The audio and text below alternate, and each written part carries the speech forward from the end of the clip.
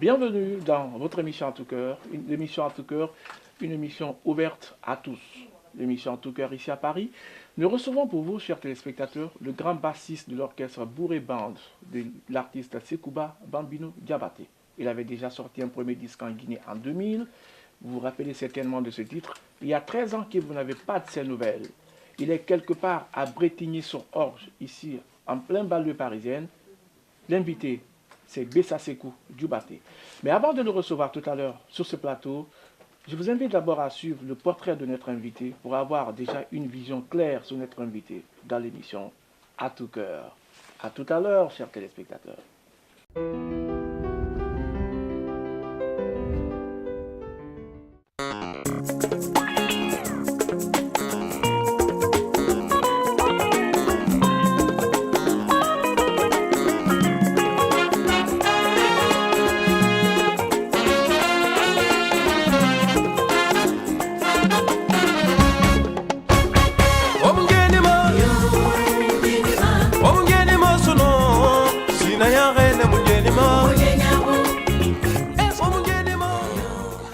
Salut, je suis Sekou Diabaté dit Bessa Sekou, artiste musicien, auteur-compositeur, bassiste du groupe Sekouba Bambino,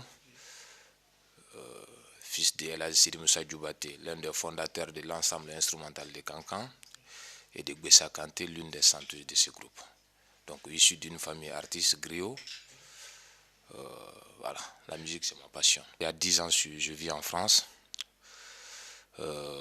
En collaboration avec Sekouba Bambino, comme d'habitude, comme tout le public guinéen le sait bien. Je suis non seulement le bassiste, mais à peu près je suis un fils du groupe. En dehors de ça, vous évoluez avec certains groupes blancs, vous participez au festival, tout ça? Effectivement, quand je suis arrivé en France, disons j'ai eu à travailler avec pas mal d'artistes en France. Aujourd'hui, hors ma guitare basse, j'évolue avec un groupe que je nomme Bessa Star, que j'ai donné le nom à ma mère. Et on n'a pas fait mal de festivals. Par exemple, dans ma commune, j'ai eu l'occasion de participer au Festival L'Escale, qui est l'un des plus grands festivals du 91. La fête de la ville, Café Matin, le 1er février à la Rakam. Alors on travaille avec Sekou depuis plus de 3 ans maintenant. Alors Sekou s'est présenté au service pour pouvoir proposer des concerts pour la ville et on n'était pas du tout dans un rapport marchand, donc il est arrivé, il nous a dit ben voilà, moi je suis un artiste et j'ai envie de participer à la vie culturelle sur la ville de Bretigny-sur-Orge. Donc du coup il nous a présenté son album, il a fait plusieurs concerts sur la ville et à chaque fois les Bretignolais ont beaucoup apprécié la qualité de la musique, les musiciens, les chanteurs et donc ça a été un grand moment sur la vie culturelle au niveau de la ville de Bretigny. Pour résumer Sekou, alors moi je dirais pour moi un grand artiste, un vrai musicien et puis surtout quelqu'un d'extrêmement gentil et de très généreux. Merci.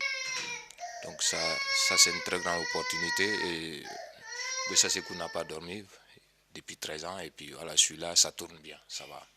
Voilà, c'est la famille, oui. Madame Fatmata Nabé et ma fille Diabaté Bessa, le monument à ma mère. Voilà. Yes, you're right. I cannot speak up to the last point of my husband. But all I can say here, I'm so proud of him, and I'm so happy. I'm so happy to be with him. Here am I. I'm Ajanabe with my daughter and my husband, and I think I don't have anything absolutely to add unless I say hi to my family, to my little boy Abdou Karim Nabi, and my mother. I know we are fier d'être africain, mais civilisé. Kone nana France lenkomenga wari nyini nikumara mo me fe kobleda ne nara France kone benga wari nyini nikumara mo me fe kobleda iri kuru meme gidero bambate mboni Afriki wodo kadine mezo. Merci chers téléspectateurs, encore merci d'être dans l'émission À tout cœur avec Bouba Camara. Après donc le portrait, je reçois à présent mon invité sur ce plateau, Bessa Sekou Djubaté. C'est avec beaucoup de plaisir que je vous reçois dans cette émission. C'est à moi l'honneur, Monsieur Bouba. Oui. Très très content de participer à l'émission À tout cœur. Oui. Je suis de cœur avec toute la population guinéenne. Alors, ce qu'on n'a peut-être pas dit dans ce portrait tout à l'heure, Bessa Sekou Djubaté, c'est que vous êtes de Sididou. Quand je parle de Sididou, c'est le réservoir des vedettes confirmées. Oumou Djubaté vient de là, Bissia Saran, et beaucoup d'artistes guinéens, de Déliké Kourimadi. Expliquez un peu à ces téléspectateurs. Je suis très très content, Bouba. Oui. Je suis très heureux de participer à l'émission À tout cœur. Oui. Effectivement, je suis issu d'une très grande famille d'artistes, Oui. de Sididou, Oui. de El Hadji Moussa Djubaté Oui. et de Bessa Kanté. D'abord, mon père a été l'un des fondateurs de l'ensemble instrumental de Cancan. Oui, ça c'était à quelle époque là? Bon, ça je ne me rappelle pas, mais c'est trop ancien. Oui. Et effectivement, je suis issu d'une très grande artiste, Famille griotte. famille griot, et des griottes en principe. Effectivement, d'où vient Oumou Djubaté, Micha Saran, plein d'autres artistes. Donc, Sididou, c'est une famille des paroliers, parce que effectivement, le grand frère de mon papa a été l'un des meilleurs compositeurs africains, guinéens, qui s'appelait Sidi Kramo. On disait même que les diables l'envoient des paroles. Donc j'ai hérité à peu près à mes parents. Mon papa aussi, l'un des grands compositeurs, ma mère aussi, la même chose. Donc je viens de Sididou, issu d'une très grande famille d'artistes. Alors Bessa Sekou Djubaté, déjà vous avez un premier disque sorti en 2000, Variation l'an 2000, le Barasso, Guinée, Wonga, série. Voilà, les téléspectateurs vont peut-être se rappeler un acapella vite fait pour le rappeler vite fait. Ok. Kona kirito ki Guinée fanyigwa, kona kirito ki rame fanyina, ene sape mambe feto fa mambe, hasalino hasalino.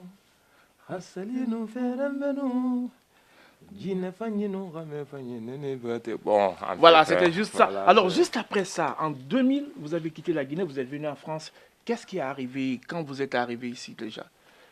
Effectivement, Bouba... Parce que 13 ans, c'est pas 13 jours, c'est pas 13 semaines 13 quand ans, même. effectivement, c'est long, c'est beaucoup. Mais pour moi, ça n'était pas beaucoup. Parce que Bessa Sekou avait besoin, j'avais une ambition dans la musique. Oui. Et quand j'ai appris la guitare basse, mon premier rêve, c'était de connaître d'abord le monde. Effectivement, j'ai fait... Et c'était qui votre idole à l'époque qui vous a poussé un peu à jouer un peu la guitare basse? Donc mon meilleur bassiste, il y avait deux de préférence, parce que j'écoutais beaucoup Guy Sanguien. Oui, le célèbre guitariste camerounais. D'être avec... d'avoir joué comme Guy, d'avoir joué comme Richard Bona. Oui. Et plein d'autres bassistes. Mais surtout, j'écoutais beaucoup Guy Sanguien parce que j'aimais tellement ses notes. Et en 99, quand j'étais en tournée avec Sekou Bambino et Kandia Kouyaté Oumou Djubaté, j'ai eu l'occasion de le rencontrer dans le festival au MAD. Vous l'avez abordé? Je l'ai abordé. On était dans le même hôtel, en fait. C'était une très grande surprise parce que d'abord, je rêvais déjà de le rencontrer. Et Dieu a fait que dans le festival Omar, c'était l'un des plus grands festivals que j'ai jamais participé. On était dans le même hôtel. Par au hasard, au déjeuner, on venait tous les grands musiciens étaient là pour le déjeuner. Je rencontre qui? C'est Guy Sanguien. J'ai pris sa main, il était étonné. Je dis, est-ce que dans ma tête, je rêvais de te rencontrer, mais je ne sais pas quand et où. Et comment? Et comment. Oui. Il dit, bon, mais voilà Guy. C'est moi Guy Sanguien. Je dis, bon, je suis un des fans de toi parce que je suis bassiste. Mais j'ai aimé plus la basse quand je t'écoutais beaucoup. Dans l'album Dininkan de Manfila, dans le morceau de Missia, Titribaya, Titribaya, oui. dans l'album, le premier album, le deuxième album de Moudjoubaté Masser. Donc ça m'a impressionné et j'apprenais beaucoup de tout ce qu'il fait. Alors Sékou, parlez-nous un peu de votre rencontre avec Sekouba Bambino Diabaté. C'est à quelle occasion vous l'avez rencontré? C'était en 91. Je venais dans un festival qu'on appelait Tabalé à l'époque au Mali. J'accompagnais. Parce que Bambino m'a découvert pour la première fois à l'hôtel Kamen, si je me rappelle bien. Je faisais la sortie de l'album Khali Kanamumi Kanama de Aminata Kamsoko. Donc ce jour-là, il a vu un bassiste talentueux. Voilà, qui bougeait, qui faisait un peu son petit boucan, voilà, tout ça. Ce jour-là, il était il cherchait à comprendre c'est qui ces jeunes bassistes. Donc après, à l'occasion d'un concert, il y a le chef d'orchestre à l'époque de Sekouba Bambino qui s'appelle Gilbert, Sidimari Diabaté. Sidimari Diabaté qui est de Sidilou aussi. Voilà, qui est de Sidilou, qui m'a contacté. Qui travaille actuellement avec Lama Sidibé dans le Super Selafine. C'était Petit Bateau. Donc effectivement, j'ai donné le maximum de moi-même et puis voilà, j'ai été confirmé tout de suite. Donc j'étais très fier aussi d'accompagner Sekouba. Alors, vous êtes ici à Paris, arrivé sur le terrain et vous avez continué le combat. Griot déjà, votre objectif c'était quoi en fait? Bon, comme je le disais bien, j'avais une autre ambition qui n'a rien à voir avec question de griotisme. D'abord, mon ambition d'abord en tant que bassiste, c'était de découvrir le monde. Et j'ai eu la chance quand même de participer pas mal de grands festivals. Oui, rappelez un peu à ces téléspectateurs certains de ces festivals. Bon, je dis les festivals dont je l'ai fait, je l'ai rappelé tout dernièrement quand j'étais en Danemark, qui m'a impressionné, c'était avec le groupe Kandé en 2000, qui était le festival Rainforest Music, qui réunissait plus de 80 000 spectateurs, ce qui c'était très impressionnant, tel que le festival Omad avec Bambino, le Café Matin en Belgique, le festival de jazz à New York. Donc tout cela était mon ambition. Je voulais réellement découvrir le monde et savoir les différentes cultures. Connaître d'abord les différentes cultures. Parce qu'effectivement, j'ai fait un premier album qui a été anticipé pour moi. Parce qu'effectivement, l'esprit était non seulement gamin, mais un musicien talentueux qui a été découvert par un producteur qui propose un enregistrement tout de suite, parce qu'en direction musicale de plein d'artistes au JBZ, qui me pose la question, mais ça c'est quoi? Et bon, en tant que directeur musical de plein d'artistes au JBZ, pourquoi pas un enregistrement à toi-même? Donc j'ai accepté tout de suite et anticipé. Bon, par rapport aux circonstances de la musique et les difficultés, parce que pour moi, un musicien, il ne s'agit pas d'enregistrer. Mais quand un leader, quelqu'un qui est fait pour chanter, enregistre et qu'un musicien enregistre, il faut qu'on voit le côté musical qui est présent. Le côté professionnalisme. Le côté professionnel. Ce qui fait que j'ai décidé pour la première fois de prendre un arrangeur étranger, qui était Zakaria Mambou, l'arrangeur de Tikendia, à l'époque au premier album. Mais ça a été tellement anticipé parce que je rêvais trop de sortir, de découvrir plein d'autres choses. Ce qui veut dire que j'ai anticipé, je n'ai pas pris du temps pour exploiter effectivement qui est BCC quoi en réalité.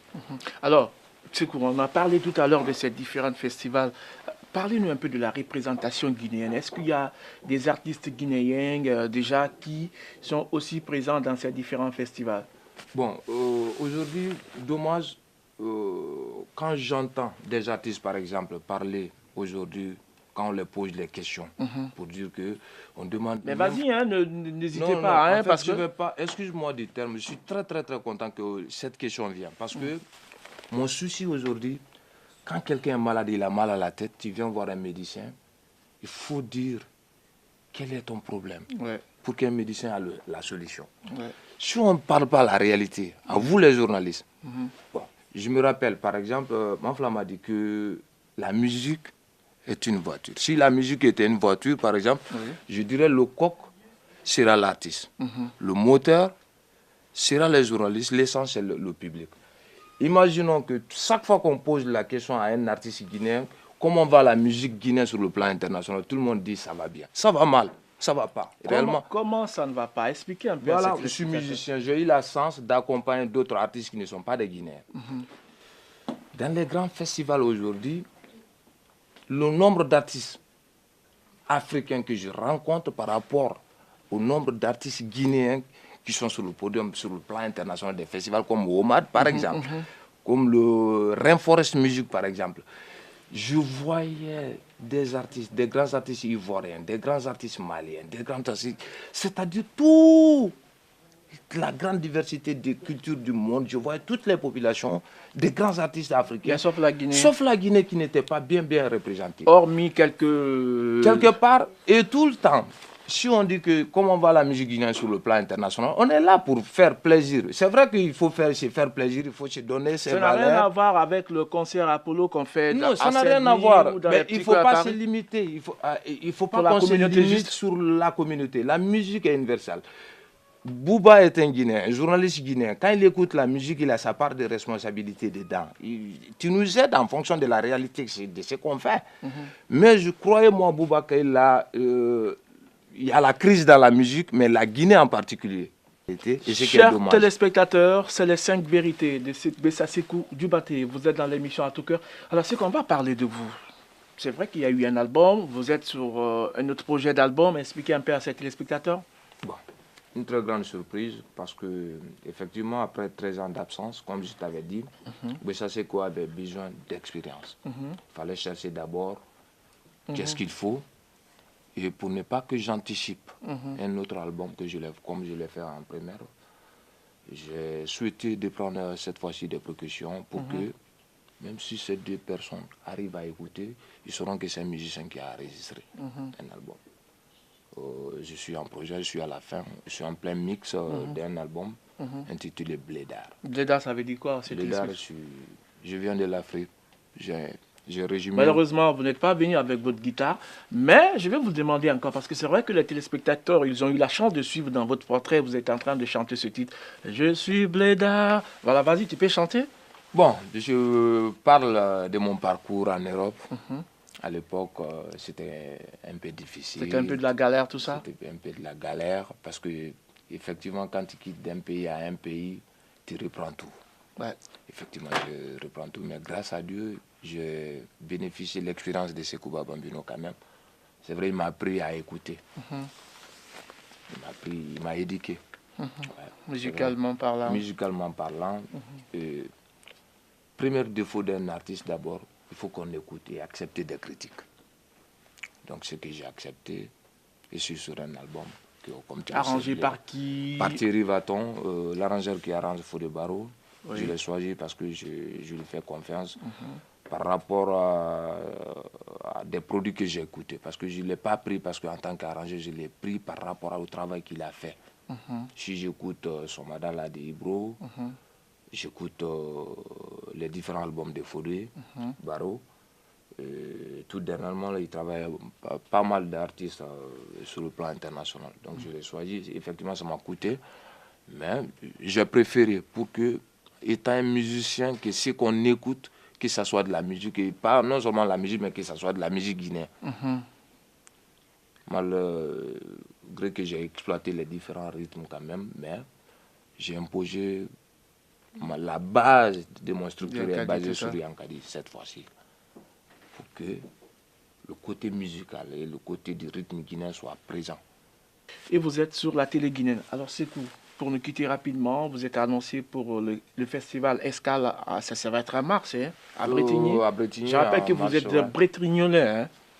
Hein. Vas-y. Je suis de Bretigny. Effectivement, c'est un quartier que j'aime beaucoup parce que effectivement, ils m'ont apporté plein de choses. Parce que j'ai eu la chance en 2010 de participer au festival L'Escale. Mais je n'ai pas fait l'ouverture.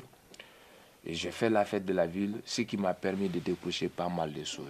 Et aujourd'hui, les correspondants que j'ai eus à travers cette commune, parce qu'ils ont 5 festivals quand même.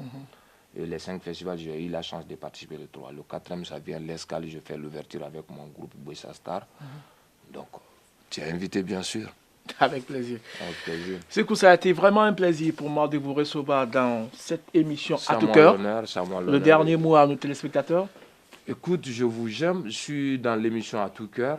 Je suis de cœur avec toute la population. Je suis de cœur avec la Guinée. Sans cœur, rien ne peut aller.